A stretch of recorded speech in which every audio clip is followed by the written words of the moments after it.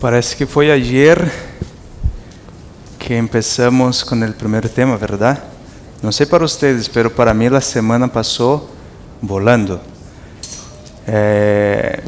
Hoy nosotros vamos a entrar ya dentro del santuario, ¿no?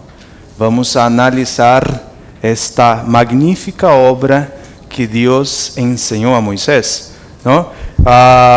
Entonces, hoy nosotros, el título del tema es un panorama general del santuario. Entonces, hoy nosotros vamos a analizar los compartimentos del santuario. Como la lectura bíblica nuestra viene diciendo que el santuario salió de la mente de ¿quién? ¿Quién fue el arquitecto principal del santuario? Cristo Jesús, ¿no? El santuario habla de ¿quién? Cristo Jesús. Ahí nos va mostrando la obra de Cristo Jesús.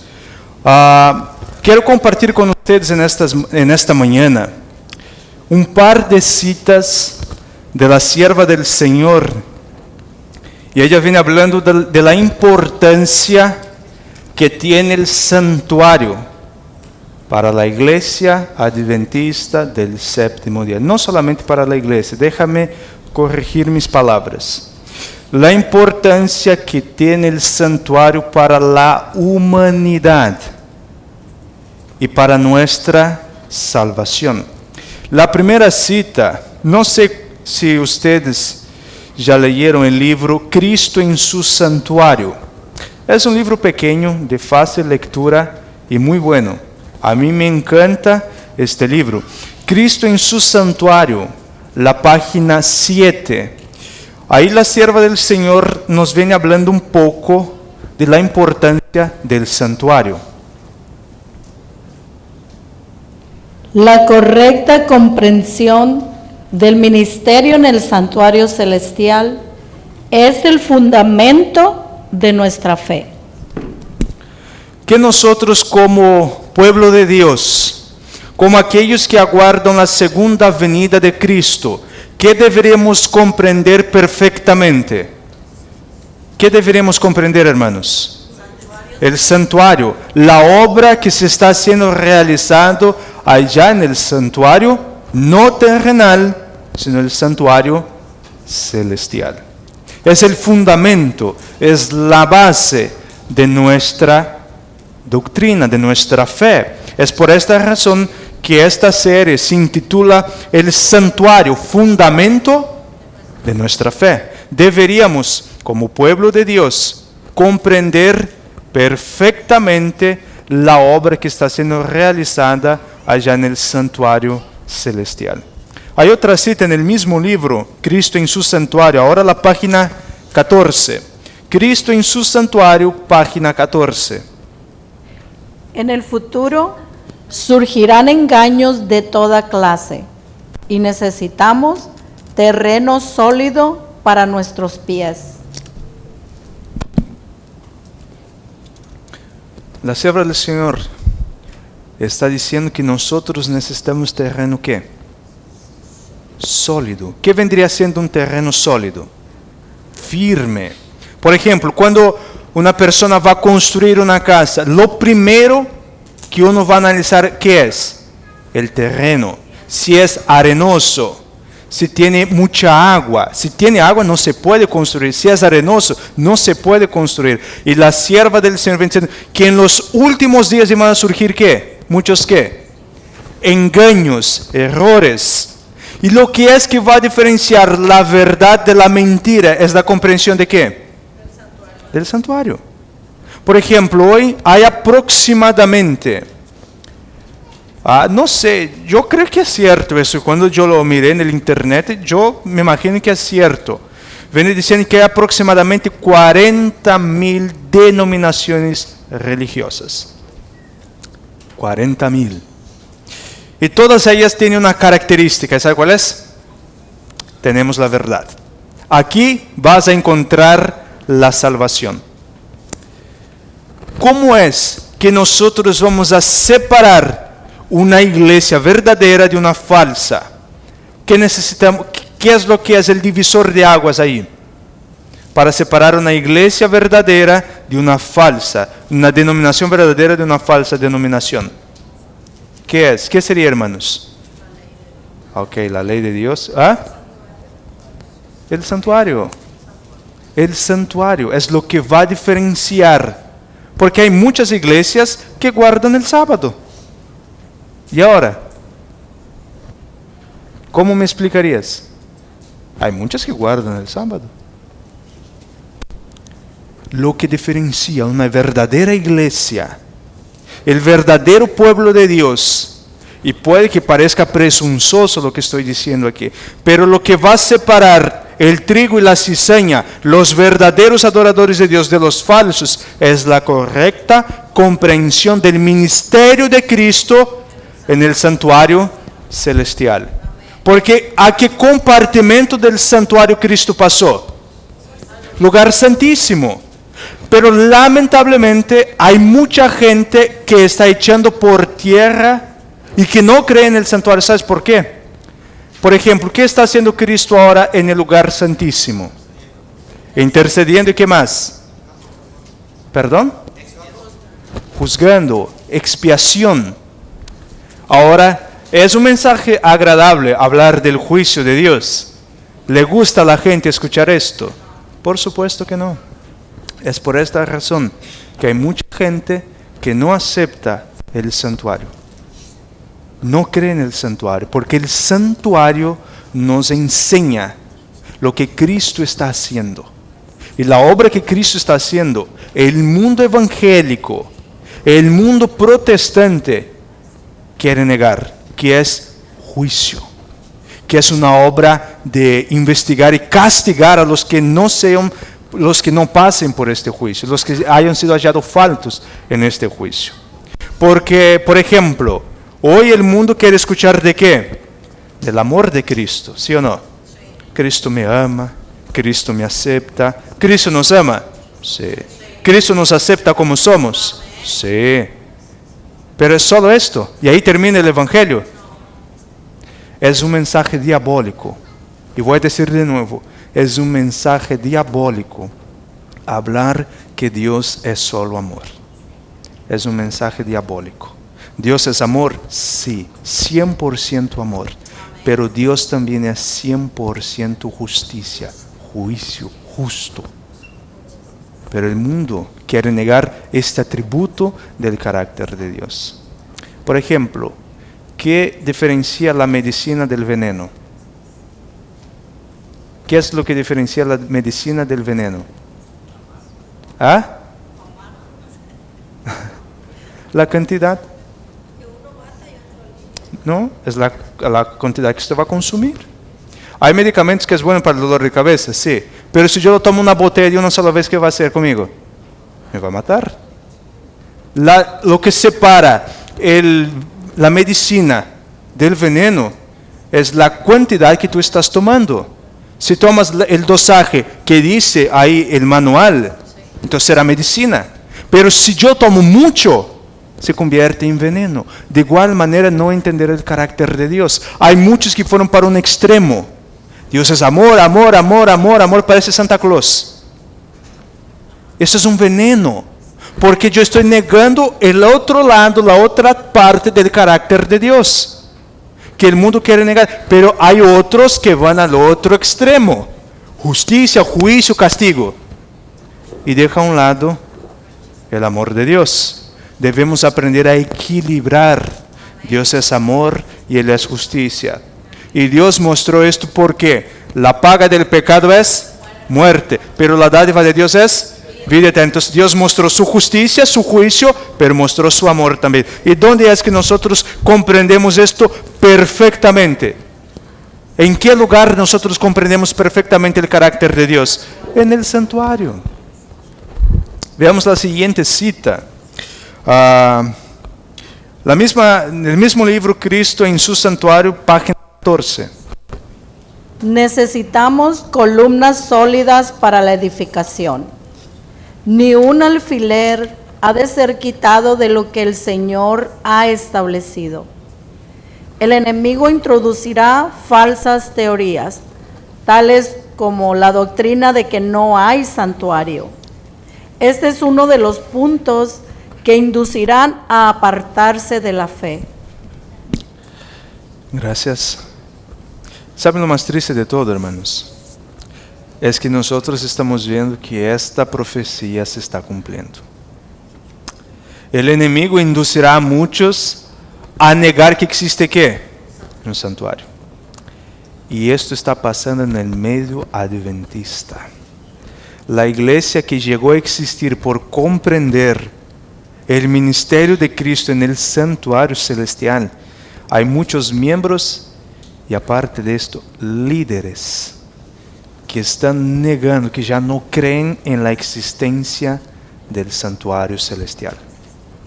La hermana Miriam esta semana compartió conmigo un video de un pastor. Y este pastor viene dando las razones por las cuales él dejó de ser adventista del séptimo día. ¿Sabe cuál es la razón? Porque él no cree en el santuario. Él no cree que Jesús en 1844 pasó del lugar santo al lugar santísimo. Él no puede creer en esto.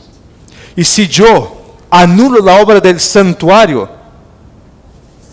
si no hay fundamentos, ¿qué pasa con la casa? Se cae. No tiene sentido ser adventista.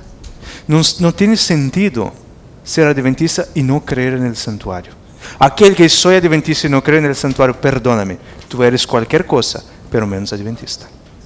Imagínese usted un católico que diga que no cree en la santidad del Papa.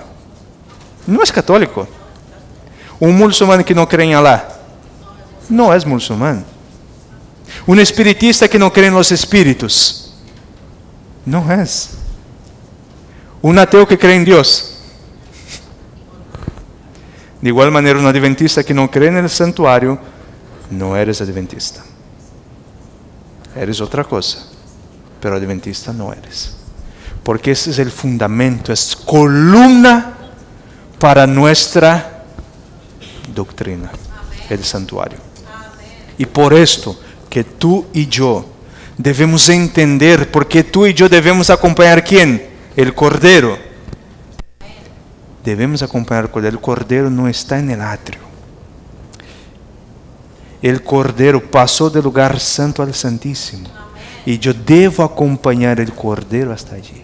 Y estar con el Cordero allí. La Señora está diciendo que la fe del Israel moderno tiene que estar con Cristo en el lugar santísimo. Ahí tiene que estar nuestra fe. Vamos a ir avanzando. Evangelismo, página 166. Evangelismo, página 166. Como pueblo, debemos ser estudiantes fervorosos de la profecía. No debemos descansar hasta que entendamos claramente el tema del santuario, que ha sido presentado en las visiones de Daniel y de Juan. Muchas gracias. Muchas veces nosotros decimos, no, es que debemos estudiar Daniel y Apocalipsis porque ahí nos habla de la bestia, nos habla del dragón, nos habla de los cuernos, nos trae fechas y lo que va a pasar en el futuro. Pero ¿cuál es el mensaje central de Daniel y Apocalipsis? El santuario.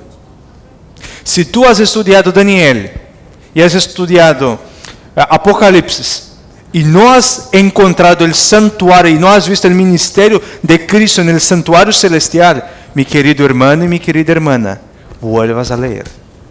Y ahora sí estudiar, ahora escudriñar. Porque en Daniel nosotros encontramos la purificación del santuario. En Apocalipsis nosotros encontramos Cristo paseando en medio del santuario. Lugar santo y lugar santísimo, Cristo paseando por allí. El libro de Daniel y Apocalipsis está lleno, está empapado del santuario. Y la teología viene diciendo que nosotros debemos estudiar fervorosamente las profecías y no detenernos y no dejar de estudiar hasta comprender perfectamente el santuario. Ya ves, hermanos, qué importante es el santuario. Pero lamentablemente, el mensaje del santuario es uno de los temas menos estudiados y más mal interpretado. Lamentablemente, así está el pueblo hoy en día. La última cita, Evangelismo, página 166. El pueblo de Dios ha de tener ahora sus ojos fijos en el santuario celestial, donde se está realizando el servicio final de nuestro gran sumo sacerdote en la obra del juicio, donde Él está intercediendo por su pueblo. Mi querido hermano, mi querida hermana, la sierva del Señor usa una palabra aquí que debería despertar mucho nuestra atención. Ella ven diciendo que las obras de Cristo en el santuario están empezando. ¿Se está iniciando la obra de Cristo en el santuario? ¿O se está finalizando? Se está terminando. Esto quiere decir que para nosotros, ¿qué es lo que se está terminando entonces? El tiempo de gracia, la oportunidad de salvación.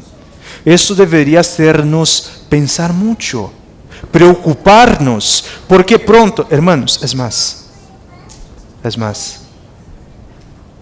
muy pronto, nosotros nos estamos acercando a pasos acelerados. Apocalipsis 22, 11 y 12. Estamos a pasos acelerados para llegar a esta pronunciación. ¿Y qué es lo que Cristo dice ahí? Se acabó. Y aquí vengo pronto y mi galardón conmigo. Es decir, la obra de investigación y de intercesión se acabó, se finalizó. Pronto Cristo pronunciará estas palabras. Y es por esta razón, mi querido hermano y mi querida hermana, que tú y yo debemos entender el ministerio de Cristo en el santuario. Amén. Pero ahora, ya hecho esta introducción, hemos visto algunas citas que nos hablan de la importancia del santuario. Ahora nosotros vamos a ver el motivo por el cual Dios manda construir el santuario, el principal motivo. Pero antes de esto, vayamos a Génesis capítulo 3, versículo 8 y 9. Génesis capítulo 3, versículo 8 hasta el versículo 9. Y oyeron la voz de Jehová Dios que se paseaba en el huerto, al aire del día, y el hombre y su mujer se escondieron de la presencia de Jehová Dios entre los árboles del huerto. Mas Jehová Dios llamó al hombre y le dijo: ¿Dónde estás tú? Este texto aquí nos está mostrando algo. ¿Cómo era la relación de Dios con el hombre? ¿Cómo era su relación? ¿Cercana o alejada? Cercana, ¿verdad? Era cara a cara. Esto acá era que Dios iba todos los días al entardecer, antes de la puesta del sol. Dios iba con el hombre a tener una cita con ellos. Todos los días Dios iba con Adán y Eva para pasar un tiempo con ellos. Esta era la relación que Dios tenía con Adán y Eva. Ellos tenían una comunión tan fuerte, pero tan fuerte, que Dios no necesitaba esconderse, ocultarse para hablar con ellos. Pero lamentablemente, con la entrada del pecado, ahora Dios ya no puede tener esta misma relación con nosotros. Lamentablemente, con la entrada del pecado hubo una separación. Y ahora Dios es representado por ¿quién? ¿Quién Dios representa a Dios ahí? ¿De qué manera Dios se manifiesta al hombre después que entra el pecado? Escuché algo bien tímido, una voz. Un cordero. Porque ahora Cristo no se puede manifestar a ellos como Él es, en su divinidad, en su plenitud. Y entonces ahora por la entrada del pecado hay esta separación. Y el hombre siempre, para poder seguir con vida, para que el hombre no venga a sufrir la muerte eterna. Ahora todos los días el hombre debería sacrificar a un cordero que era el símbolo de Cristo.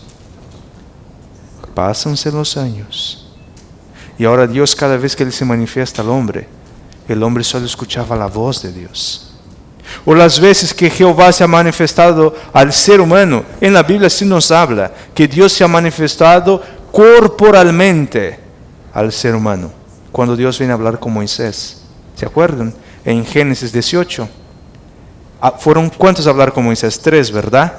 Pero uno de ellos, ¿quién era? Perdón, con Moisés, no, con Abraham. Uno de los varones que fueron a hablar con Abraham, ¿quién era? Jesús, pero la Biblia lo llama ¿cómo? Jehová. Jehová se quedó en la presencia de Abraham. Entonces, ahora cuando Dios quería manifestarse al hombre, Él tenía que tomar la naturaleza humana, o sea, el cuerpo humano, para poder, debía mezclarse, o sea, debía ocultarse para que el hombre no fuera destruido. Pero después Dios levanta el sistema de profetas, para que los profetas hablaran en lugar de Dios. Pero Dios no estaba tranquilo con esto. Dios quería algo más. Dios quería tener una relación con su pueblo. Dios quería acercarse a su pueblo. Y entonces Dios se manifiesta a su pueblo en el monte Sinai.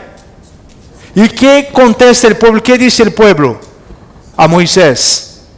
Hables tú con Jehová, hables tú con Dios para que no muramos nosotros. El pueblo tiene miedo de Dios, porque con la entrada del pecado, el pueblo ahora empieza a temer a Dios. Pero no es el temor que es el principio de guardar los mandamientos, sino empieza a tener miedo también.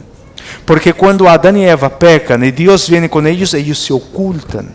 Y ahora cuando Dios se manifiesta al pueblo allá en el desierto para hacer su pacto con ellos, para decir que Él es su Dios y que Él estará con ellos, el pueblo teme. Y el pueblo dice, no, Moisés, por favor, hables tú con Dios. No queremos hablar con Dios.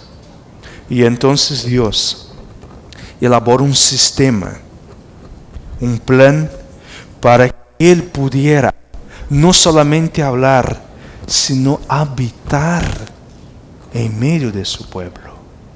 Y esto nosotros encontramos en el libro de Éxodo, que fue nuestra lectura bíblica de esta mañana.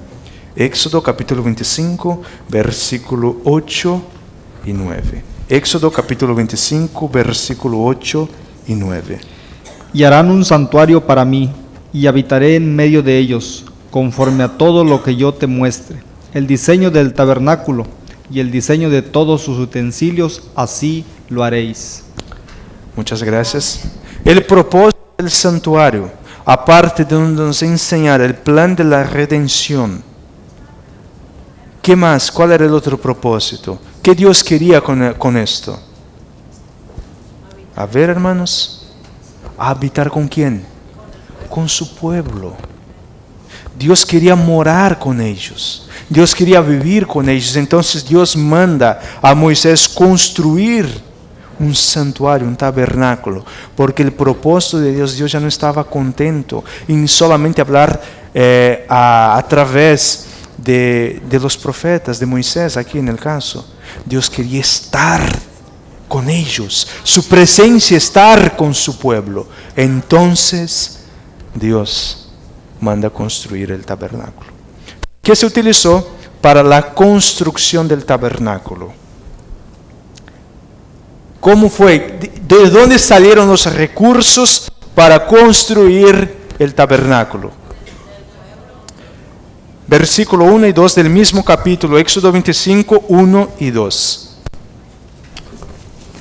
Jehová habló a Moisés diciendo: Di a los hijos de Israel que tomen para mí ofrenda de todo varón que la diere de su voluntad. De corazón tomaréis mi ofrenda. Aquí yo quiero entrar en un punto muy, muy importante para cada uno de nosotros. ¿De qué manera debería ser dada esta ofrenda? De corazón, voluntaria, ¿verdad? Y hermanos, es el mismo principio que encontramos en 2 de Corintios. No vamos a abrir, pero que encontramos en 2 de Corintios, capítulo 7, 8 al 9. Que cada quien dé conforme propuso en su corazón, ¿verdad? Pero ese es un texto muy mal interpretado.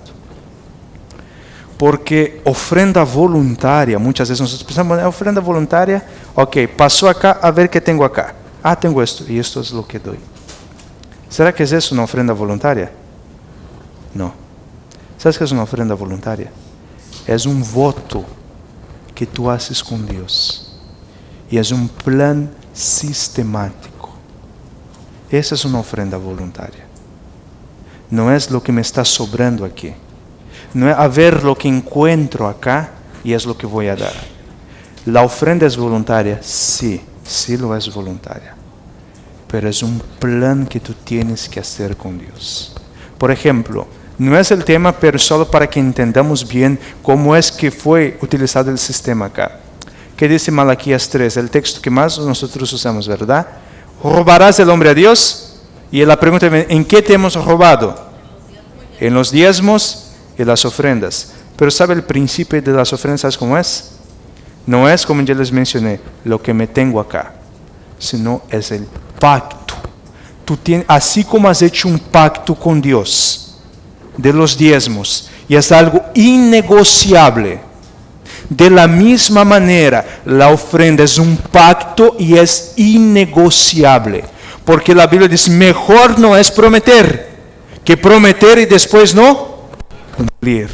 Entonces, la ofrenda también, mis queridos hermanos, Dios no iba a aceptar nada que la persona le diera de lo que estaba sobrando a él, sino esta persona debería ir individualmente, ella y Dios, y entonces hacer un pacto con Dios, y entonces entregar, entonces Dios aceptaría.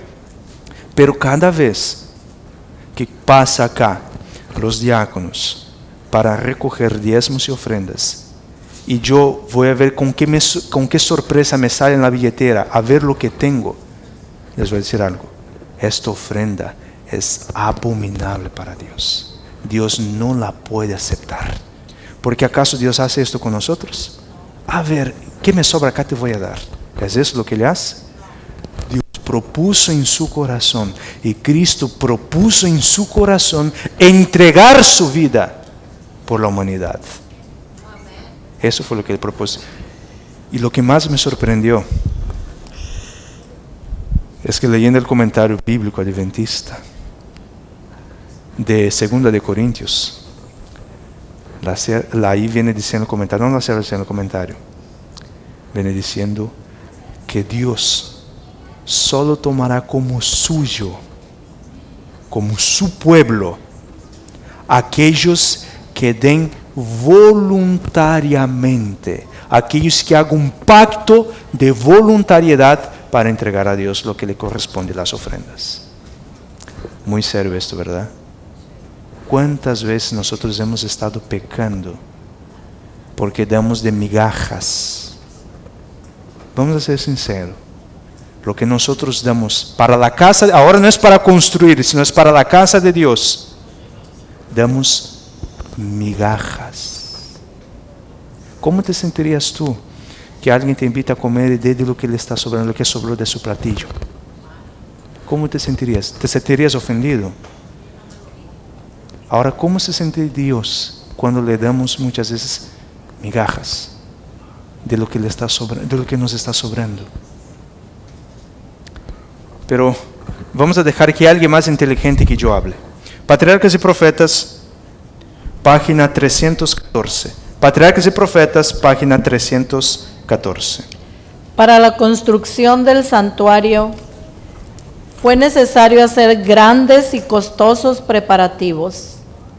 Hacía falta gran cantidad de los materiales más preciosos y caros. No obstante, el Señor únicamente aceptó ofrendas voluntarias. Aquí está lo que yo mencioné. ¿Qué fue lo únicamente que Dios aceptó? Pero ¿qué clase de ofrenda era esta? Era lo que sobraba al pueblo. Algo voluntario, un pacto, un voto que esta persona hizo con Dios para la construcción de la casa de Dios. Y ahora de igual manera, no es el tema del diezmo, pero estoy entrando en esto. Los diezmos y las ofrendas es para qué? Para que haya ¿qué? Alimento en mi casa. Entonces no es algo que sobra, sino un pacto, y es algo voluntario. Es algo voluntario. Y que nadie dé con dolor en su corazón, es así como dice la Biblia. Regañando a regañadientes, sino dar de todo corazón, porque es para la casa de Dios. La siguiente cita, Patriarcas y Profetas, página 314.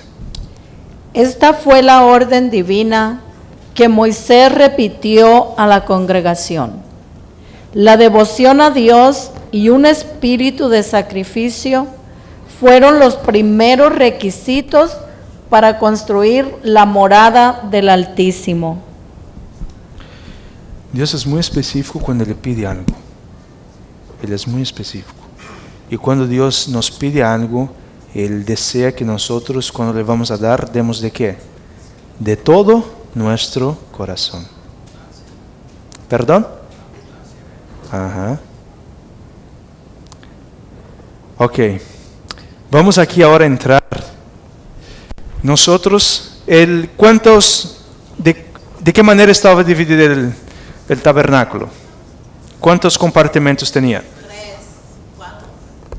Campamento, patio, santo y santísimo. Pero la construcción eran 3 compartimentos, pero hay que contar también el campamento. Ahora, ¿de qué manera estaba dividido el campamento? Entonces, yo no puse imagen, ¿sabe por qué? Porque después del YouTube me voy a tener problemas con el YouTube. Entonces ahora necesito que ustedes usen su imaginación, ¿ok? Vamos a usar nuestra imaginación. Imaginen que aquí el atrio era un cuadrado perfecto, ¿ok? Era un cuadrado con 60 estacas o con 60 varas, y en el medio estaba el tabernáculo, ¿ok? Estaba el lugar santo, lugar santísimo. Pero a los 4 puntos cardenales, ¿cuántas tribus habían? 3 tribus de cada lado. Y ahora vamos a ver cómo estaba la separación de las tribus. Al lado este estaba la tribu de Judá, la tribu de Isaacar y la tribu de Zebulón. Al lado este, en la entrada, ¿ok? Estaba estas tribus. Al lado sur estaba la tribu de Rubén, la tribu de Simeón y la tribu de Gad. Al lado sur. Al lado, a ver acá, al lado oeste estaba la tribu de Benjamín, la tribu de Efraín, la tribu de Manasés. Y ahora al lado los norteños, aquí vienen los norteños, ¿ok? Estaba la tribu de Dan, la tribu de Aser y la tribu de Naftali. Naftali, perdón. Naftali es en portugués. Naftali. Ok. Pero faltan 2 acá, ¿verdad? ¿Quién faltó aquí mencionar? No, mencioné Judá.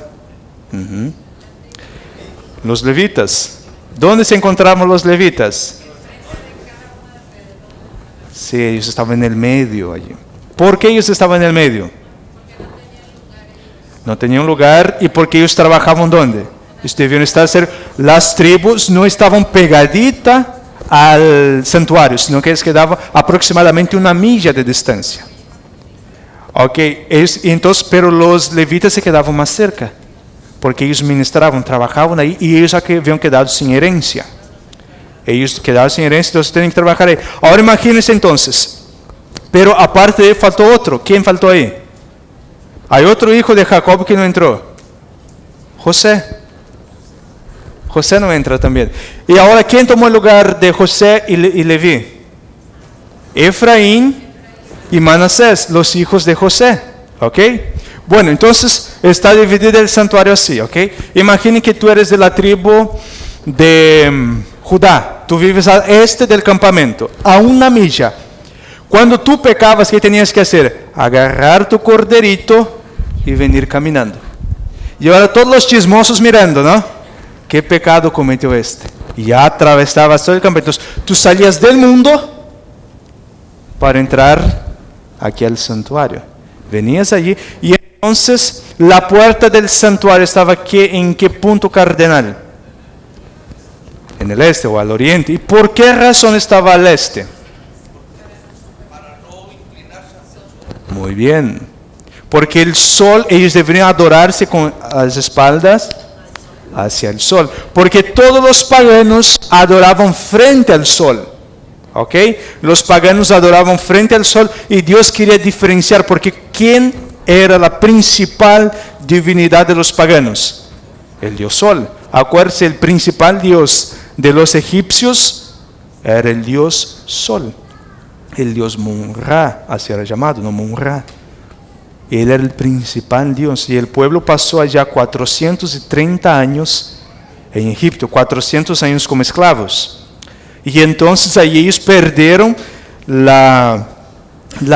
el privilegio, la autonomía de adorar a Dios. Ellos como esclavos no tenían ningún derecho, nada. Ellos eran obligados a hacer lo que su Señor decía. Y el pueblo, cuando se pasaron 400 años que el pueblo ya no adoraba más a Dios, dejó de guardar el sábado, entonces ahora el pueblo, para no mezclar la verdadera adoración con la falsa adoración, Dios manda construir que la entrada del santuario fuera al lado este, para no adorar y no confundirse. Pero muchos dicen, no, pero hoy nosotros no adoramos al Dios Sol. Puede que no adoren abiertamente. El mundo no está adorando abiertamente al Dios Sol, pero están adorando en el día del sol. Sunday, domingo. Entonces, así está. Una vez que nosotros entramos en el santuario, en el atrio, ¿qué es lo que nosotros encontramos? Vayamos a Éxodo capítulo 27, versículo 18. Éxodo capítulo 27, versículo 18. La longitud del atrio será de 100 codos, y la anchura 50 por un lado y 50 por el otro, y la altura de 5 codos, sus cortinas de lino torcido y sus basas de bronce. Ok. La medida de un codo es lo que mide del codo hacia la punta del dedo. Aproximadamente 16 pulgadas. ¿Okay? Claro que la persona que es alta, pues muy alta, le va a dar más, ¿no? Pero era una medida estándar. Es igual los pies, ¿no? Entonces, vamos a la medida de pies es el equivalente a un pie, ¿o cómo es eso? Es que yo la verdad no sé esta medida. Como 30 centímetros, ¿no? Porque no se va a medir, imagina el pie de un jugador de básquetbol que es una plancha, ¿no? Entonces, o sea, es una medida patrón. Entonces el tabernáculo, toda la construcción tenía más o menos alrededor, no puedo decir a ciencia cierta, pero más o menos como 150 pies, ¿ok? Era 150 y 150, que esa era la medida del tabernáculo, ¿ok? Del atrio. Y entonces tenía, ¿cuántas el santuario, el tabernáculo? Yo les mencioné al principio, 60 postes. La base del poste era de bronce, ¿ok? Era creo que madera de acacia. Y entonces todo el poste estaba bañado en bronce y la corona era de plata. Era una medida de un poste al otro, la medida era de 7.4 pulgadas y de alto 7.4 pulgadas. Entonces, en todo el santuario eran esas las medidas, ¿ok? Ya una vez que yo entro entonces dentro del atrio, ¿cuál es el primer mueble que yo encuentro? El primer mueble, el altar de sacrificios, ¿ok? El altar de sacrificios tenía más o menos 1,5 metros. No sé cuánto sería en pies esto, ¿ok? Pero hay 1,5 metros. Era lo que tenía el altar. No era muy alto. Y entonces allí, ¿qué animales se sacrificaban en el altar de sacrificios? Solo cordero. Toros, macho cabrío, palomas, las vacas, los hijos de la vaca, ¿cómo se llaman? Siempre se me va el nombre. Los becerros, ahora no de oro, no, habían los becerros, se sacrificaban, toda clase de animal. Una vez entonces, y hoy no vamos a entrar de lleno a los símbolos, ¿ok? Pero el fuego, ¿qué clase de fuego era lo que consumía el sacrificio? Era considerado como este fuego, fuego santo. No era cualquier clase de fuego, era fuego santo, ¿verdad? Una vez entonces, ¿qué hacía con la sangre del animal?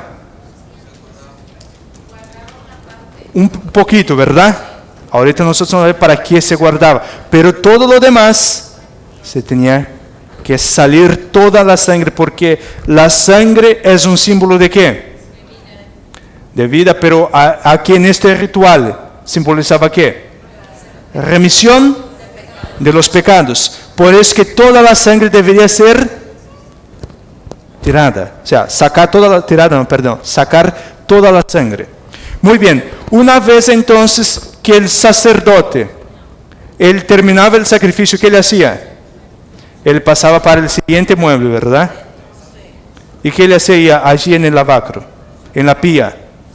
Lavaba las manos y ¿qué más? Los pies, él abría una llavecita para lavar sus pies. ¿Por qué él tenía que hacer esto? Tenía que limpiarse, purificarse antes de entrar al lugar santo. Pero aquí entonces el altar de sacrificio es un símbolo de sacrificio de Cristo, ¿verdad? La pía es un símbolo de ¿qué? No, la pía. Irse y lavarse en la pía. Una vez hiciste el sacrificio, entra y vas a la pía, un símbolo de ¿qué?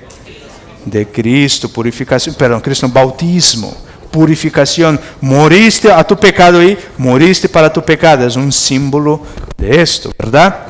Pero entonces ahora el sacerdote, él entraba ¿a dónde? Al lugar santo. Muy bien. ¿Qué es lo que nosotros encontramos en el lugar santo?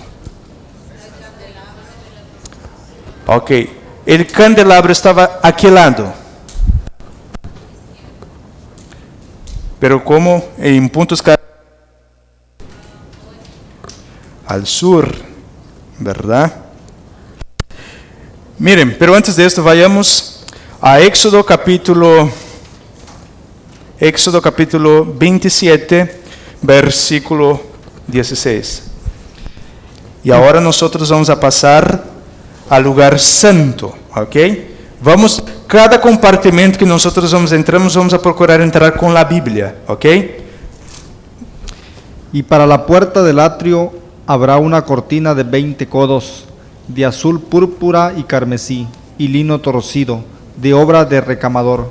Sus columnas 4, con sus 4 basas. Amén. Gracias. Entonces, había una puerta. Antes del sacerdote entrar en el lugar santo, había una puerta. ¿Cuántas cortinas habían allí? 4 cortinas. Ahora vamos a ver un detalle muy lindo aquí. El color azul simboliza ¿qué? Vayamos al libro de Números.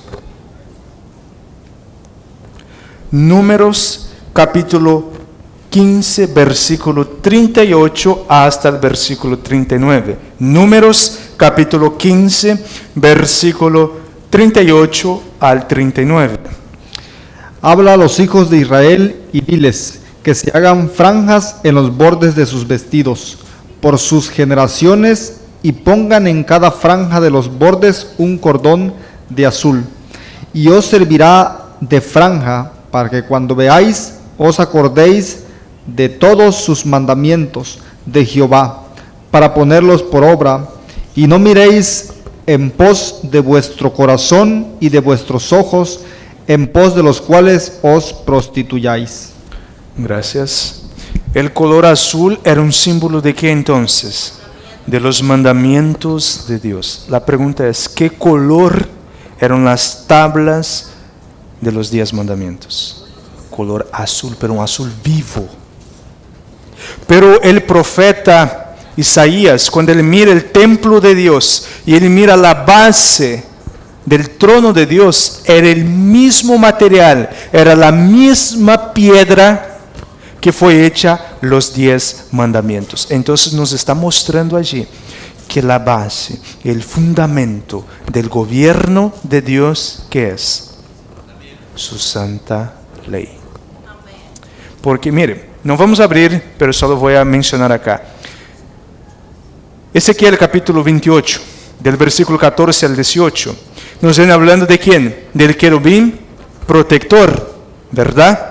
El querubín protector que hizo en el cielo, la Biblia es una palabra muy importante. El querubín protector en el cielo, él pecó, él cometió pecado a causa de sus rebeliones, pecaste. Es la palabra que el profeta utiliza allí. Pero cuando nosotros vamos a 1 de Juan 3:4, él nos dice que pecado, ¿qué es?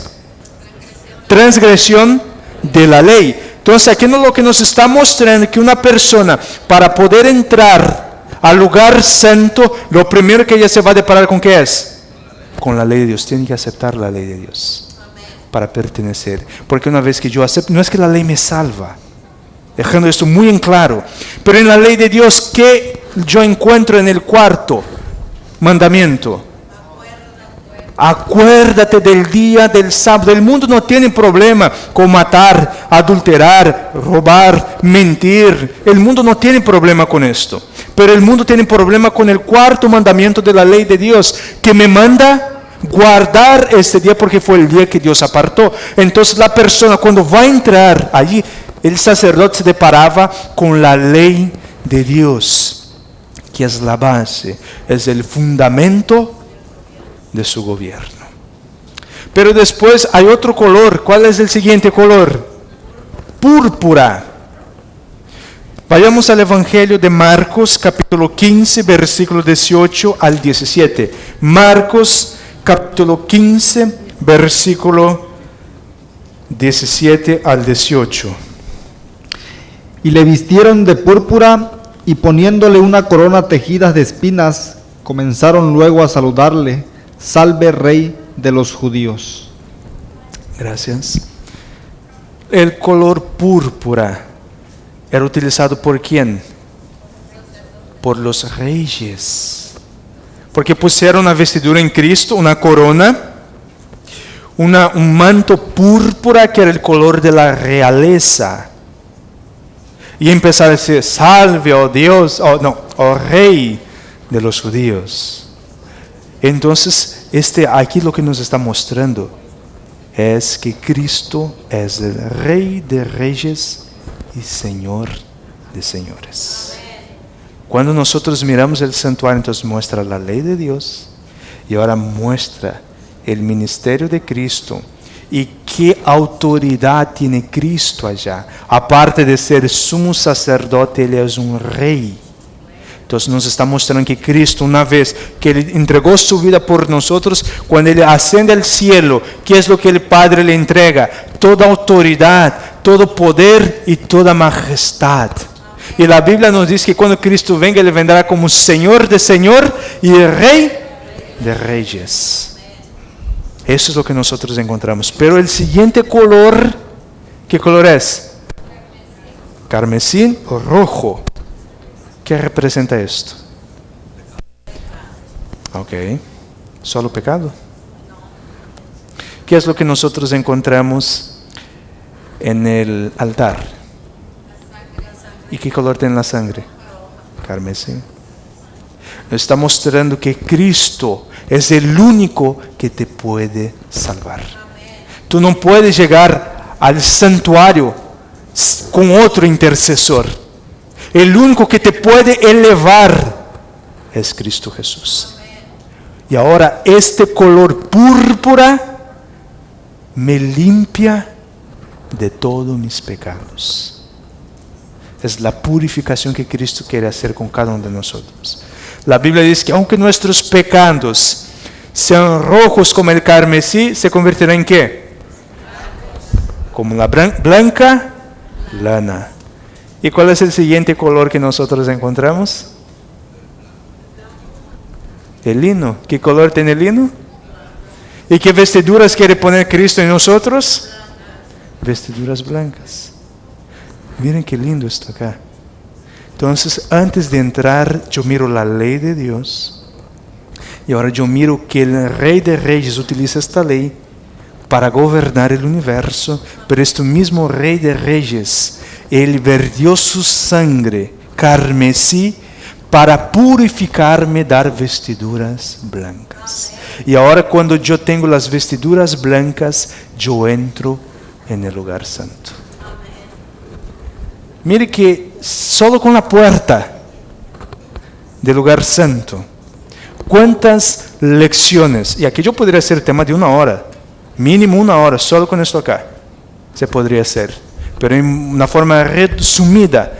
Mire qué mensaje tan precioso nosotros encontramos allí.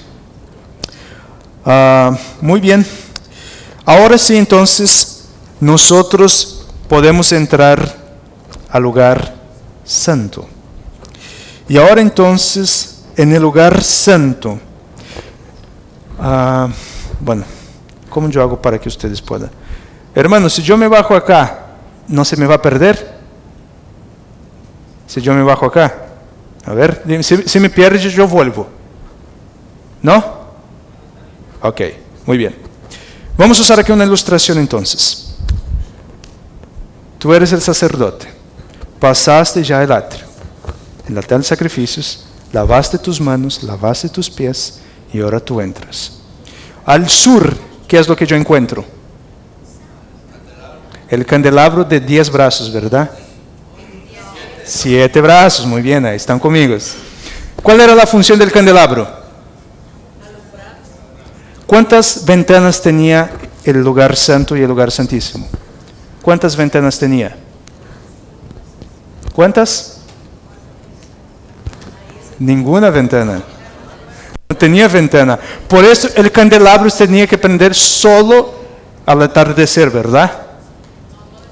Todo el tiempo, las 24 horas, los 7 días de la semana, el candelabro tenía que estar ¿cómo? Prendido, encendido. ¿Qué clase de fuego? Santo. Mira Nadab y Abiú. Prendieron fuego extraño en la presencia de Dios, ¿no? Entonces el candelabro de 7 brazos, ¿qué metal era el candelabro? Oro puro.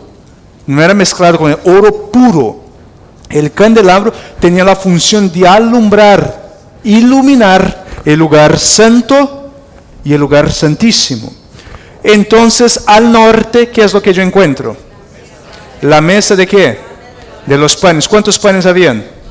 12 panes. Pero la mesa abajo tenía otro compartimento. ¿Y qué había debajo del compartimento ahí? No, el maná no. El maná está más adelante. Ahorita vamos a llegar al maná. ¿Qué otra cosa había abajo allí? Jugo de uva y tazas. ¿Okay? Entonces están los 12 panes y abajo tenemos allí entonces el jugo de uva. Muy bien. ¿Cuántas veces a la semana era cambiado los panes? Cada 7 días. ¿Qué día entonces era cambiado? El sábado al atardecer o al amanecer. En la mañana. Entonces, ahí trae una lección muy importante para nosotros que vamos a ver en el siguiente, ¿ok? Entonces, el sacerdote, él lavaba sus manos, lavaba sus pies, venía, sentábase a comer pan con levadura, ¿verdad? Sin levadura. Porque este pan es un símbolo ¿de qué? Del cuerpo de Cristo. ¿Y él tomaba jugo fermentado? No. Entonces él sacaba el pan, sacaba el jugo, comía el pan y tomaba el jugo sin estar fermentado. ¿Ya miraron qué detalle interesante? Lavaba sus pies, iba y comía el pan y tomaba el jugo. ¿Qué nos hace pensar esto? ¿A qué nos lleva esto? A la Santa Cena. A la Santa Cena. Ok, y en el centro, ¿qué es lo que nosotros encontramos allí? El altar de incienso, ¿verdad? Pero era un incienso consagrado, santo, no era cualquier clase de incienso. Y entonces el sacerdote, él venía, pregunto, ¿los levitas podían entrar en el lugar santo? ¿Sí o no? Sí y no. Porque todos los sacerdotes eran levitas, pero ni todos los levitas eran sacerdotes. Solamente el sacerdote, y el sacerdocio viene de la casa de quién, de la familia de quién, de Aarón. El sacerdocio viene de la familia de Aarón. Entonces los sacerdotes, ellos tenían, ¿y qué ellos hacían frente al altar de incienso? ¿Incienso con qué? ¿Se acuerda que el sacerdote él tenía que guardar un poquito de qué? De sangre. Entonces el sacerdote entraba en el lugar santo, iba allí y quemaba incienso con sangre. ¿Por qué tenía que estar mezclado con incienso la sangre? ¿Por qué usted cree? ¿Alguien ya sintió el olor a la sangre quemada? ¿Alguien ya sintió el olor? Yo nunca sentí, pero la gente dice que huele, pero de lo peor. Es feísimo. Ahora imaginen que todos los días el sacerdote venía y la sangre en la cortina que separaba el lugar santo del Santísimo. 360 días al año. Imagine el olor. Yo dije 360, no es que yo me equivoqué. El calendario hebraico no tiene 365 días, son 360 días. ¿Ok? Entonces, imagínense el olor que era si no hubiera incienso. El incienso era para que allí lugar no le era podrido. ¿Ok? Entonces era mezclado con incienso. Pero la cortina que separaba el lugar santo del lugar santísimo, ella no llegaba hasta el techo. Ella llegaba hasta una parte para que el incienso pudiera pasar al lugar santísimo. ¿Qué simboliza el incienso en la Biblia? Las oraciones de los santos. Podemos ver esto en Apocalipsis.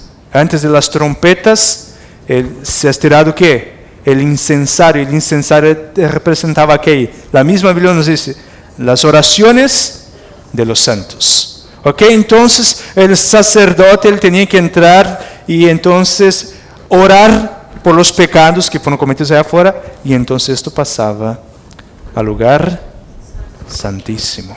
Entonces es una representación de que nuestras oraciones tienen que estar ¿dónde entonces? En el altar que está en el lugar santo, y de ahí pasa a donde está Cristo, que es en el lugar santísimo. Vamos a recapitular entonces aquí. ¿Cuántas varas, cuántas columnas tenía el tabernáculo? 60 columnas. ¿La base de la columna era de qué? De bronce, ¿verdad? La columna estaba bañada ¿en qué? En bronce. La corona de plata. Muy bien, eran 60. Una vez que nosotros entramos, el primero mueble que encontramos, altar de sacrificios. Vamos más adelante, encontramos la pila.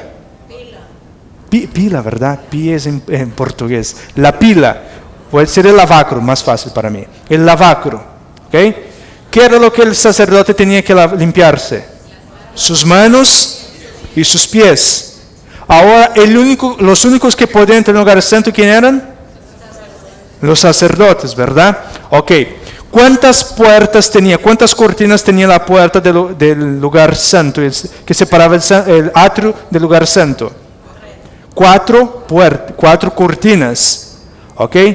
Ahora, ¿cuáles eran los colores? Azul, púrpura, carmesí y blanco. ¿Ok?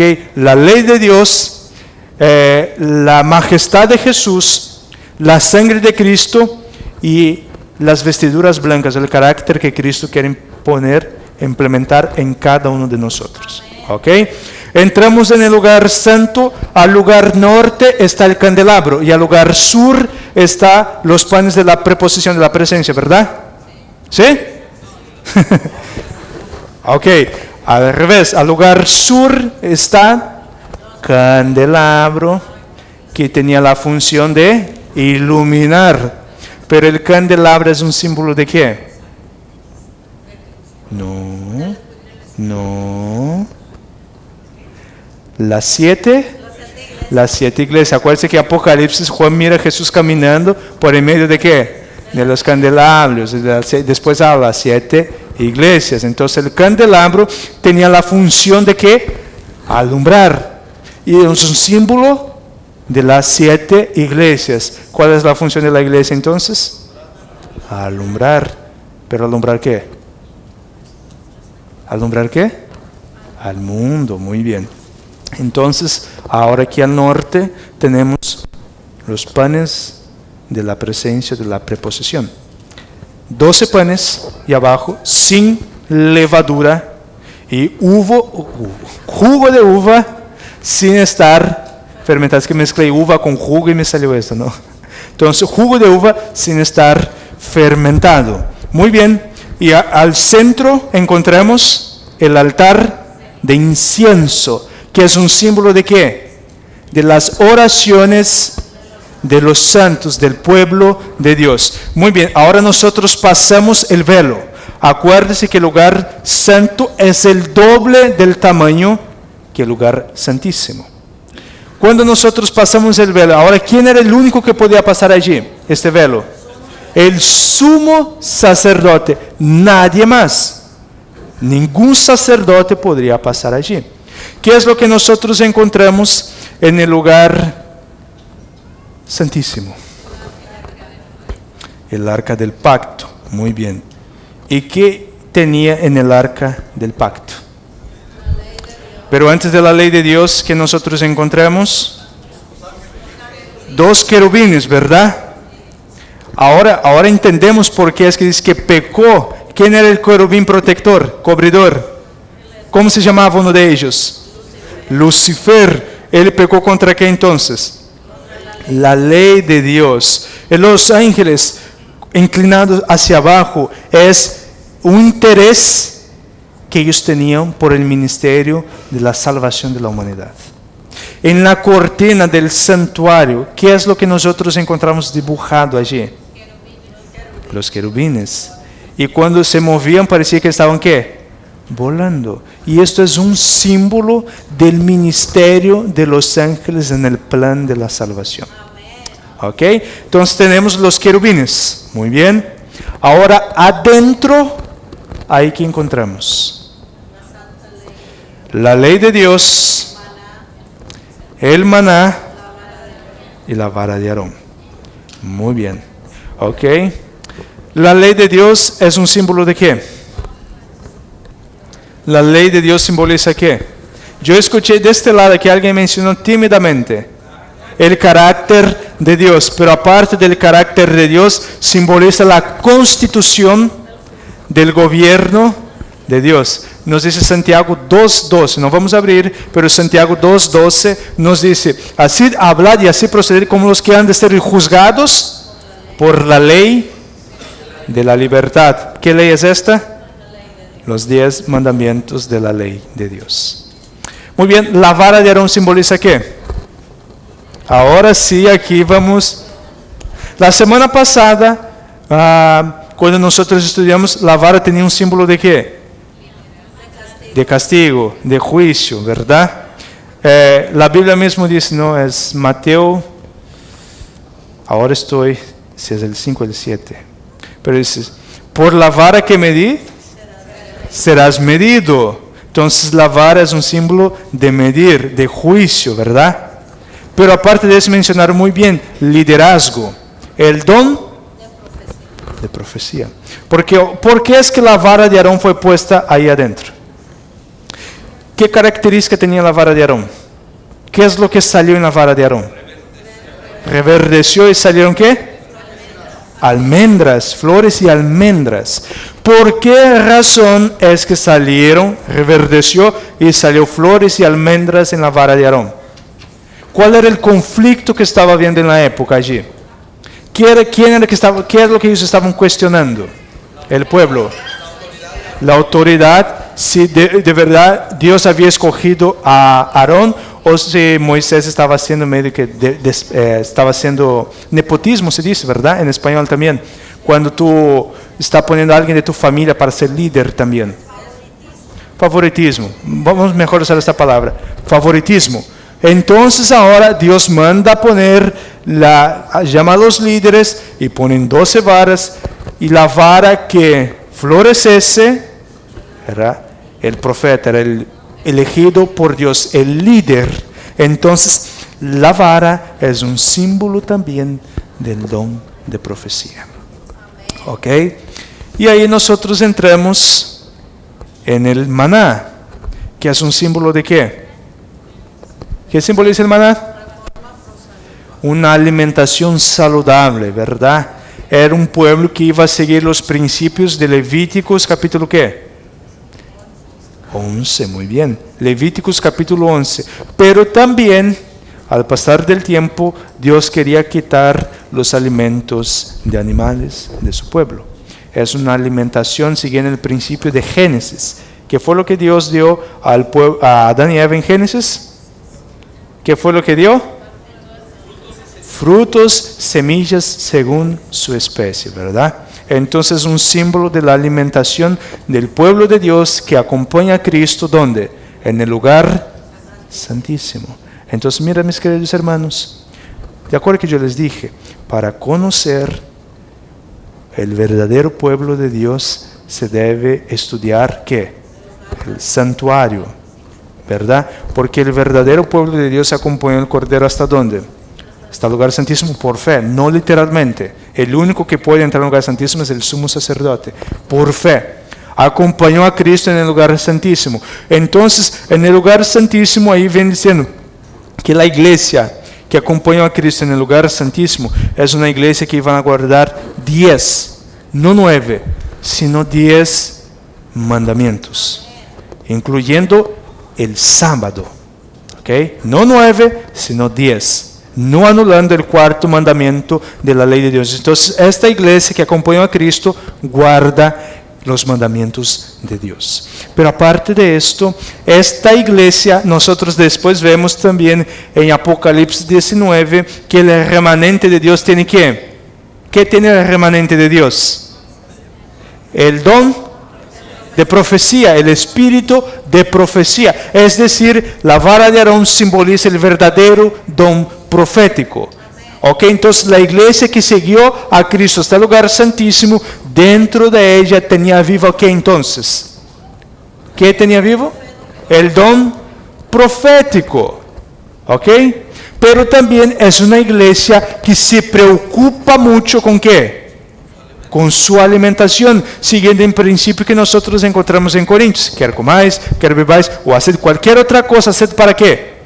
Para la honra y la gloria de ¿quién? No del hombre, sino de Dios, ¿no? Entonces es una iglesia que se preocupa porque cree que su cuerpo es ¿qué? Templo de ¿quién? Del Espíritu Santo. Y el Espíritu Santo no habitará en un lugar sucio. Entonces es una iglesia que va a tener viva y que va a predicar. Y no solo predicar, sino tiene que vivir este principio. Y ahí yo dejo a criterio de cada uno de nosotros si la iglesia que tú vas, para ustedes que están acá y para los que están acompañando a través del Facebook y del YouTube. Si tu iglesia sigue estos principios, es decir, que tú estás en la iglesia verdadera. Pero si tu iglesia está anulando la ley de Dios, o si tu iglesia no tiene el verdadero don profético, o si tu iglesia cree que lo que camina y lo que vuela para adentro, perdóname, pero tu iglesia no es la verdadera. Y uno puede decir, pero no, esto no es bíblico esto. O sea, este no es lo que comemos que nos va, no es lo que entra que hace daño, sino lo que sale. No llaméis inmunda lo que Dios ha purificado. Mata y come, el Señor mismo dio esta orden, ¿no? O sea, el apóstol Pablo dice que ninguno de nosotros seremos justificados por nuestras obras. Entonces, ¿cómo que me vienes a decir esto?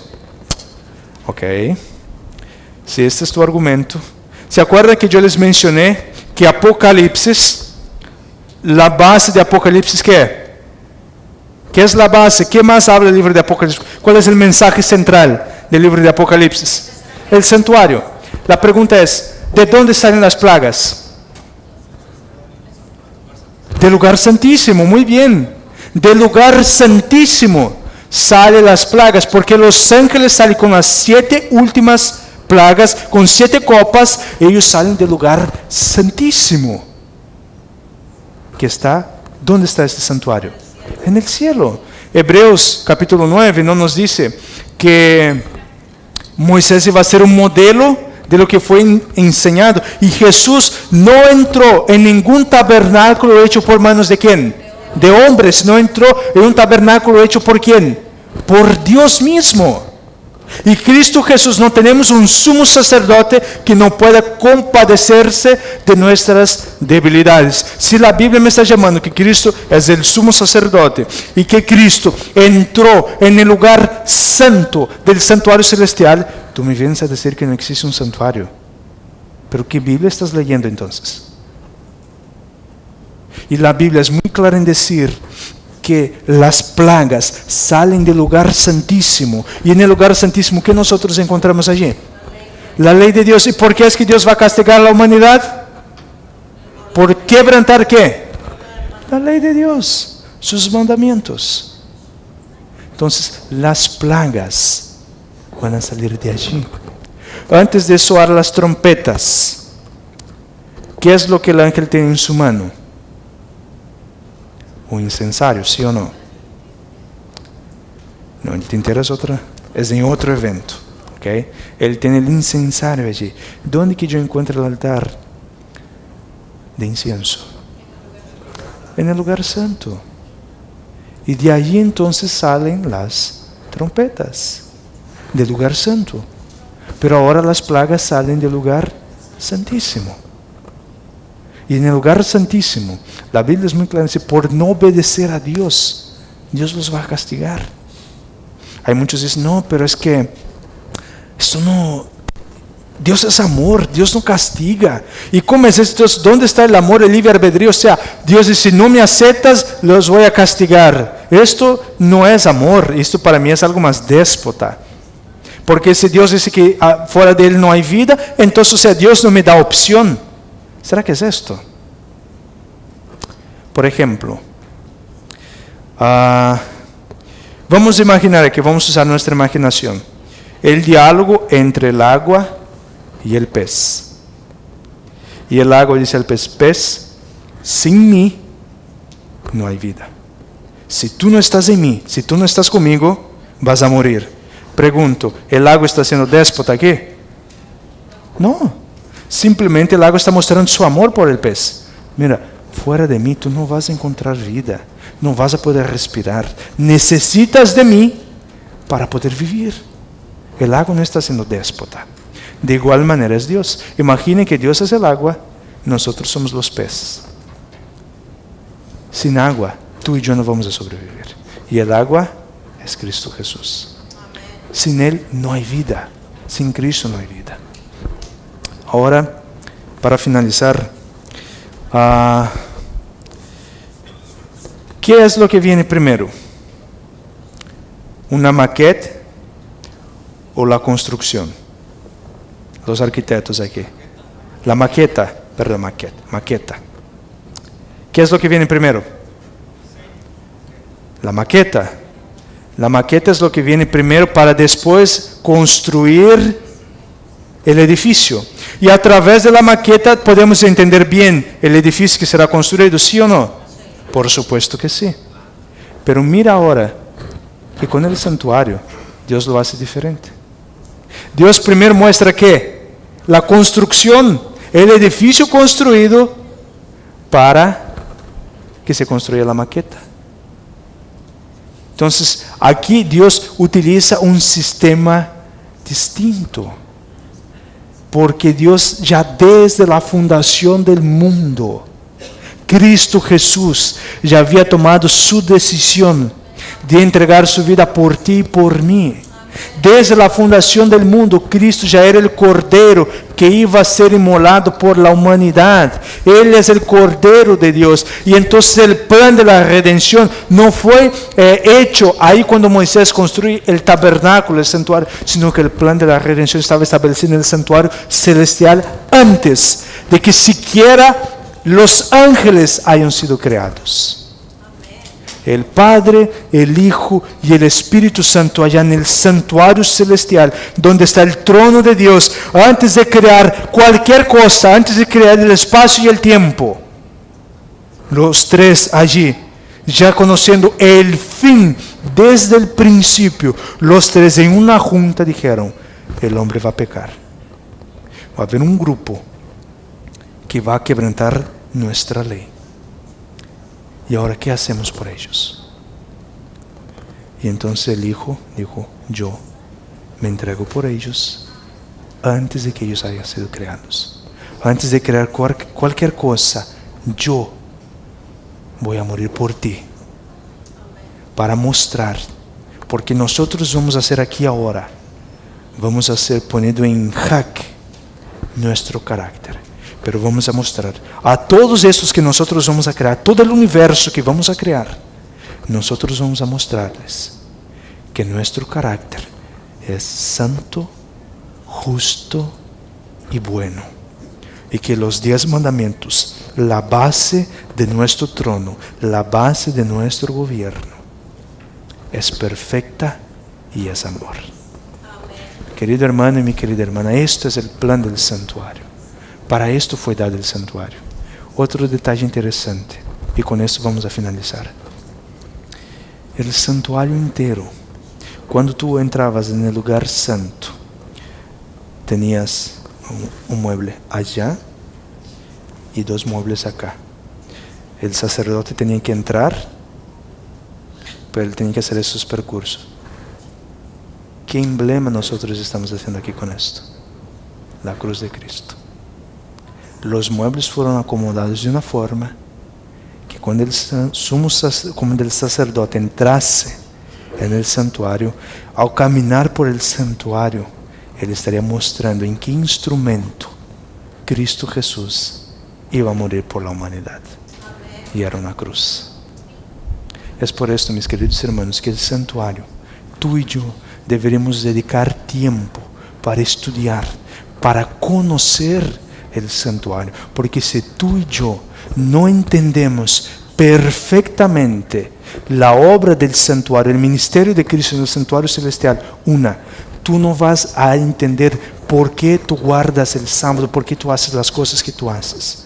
Tú no vas a entender el plan de salvación, tú no vas a entender la obra de juicio, tú no vas a entender el carácter de Dios. Por esta razón es que el Señor dejó un santuario, y este santuario es un modelo de lo que Cristo hoy está haciendo en el cielo.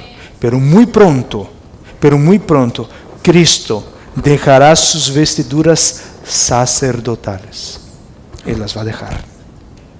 Y va a poner ahora vestiduras de príncipe. Y ahora se va a ver el color púrpura que nosotros encontramos en el lugar santo. La vestidura de majestad. Y vendrá para buscar a aquellos que le acompañaron hasta el lugar santísimo. Que Dios les bendiga y les guarde. Este es mi deseo y mi oración. Y en esta hora quiero invitar a los que puedan a que nos pongamos de rodillas para finalizar con una palabra de oración.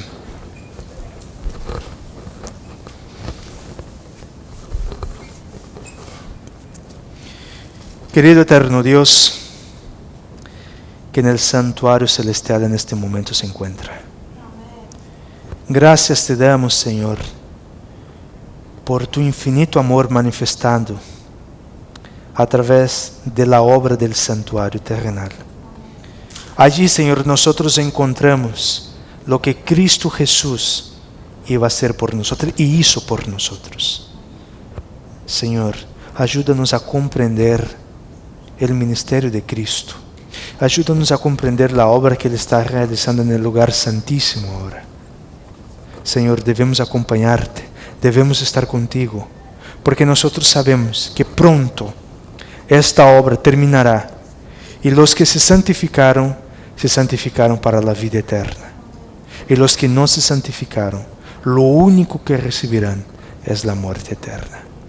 Quiero en esta hora, Señor, pedir que tu palabra pueda llegar a corazones fértiles en esta mañana, para que tu palabra pueda transformar nuestras vidas y así andar en armonía con los mandamientos, con todos los principios que nosotros encontramos en el santuario celestial.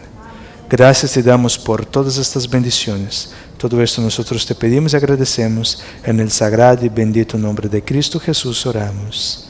Amén.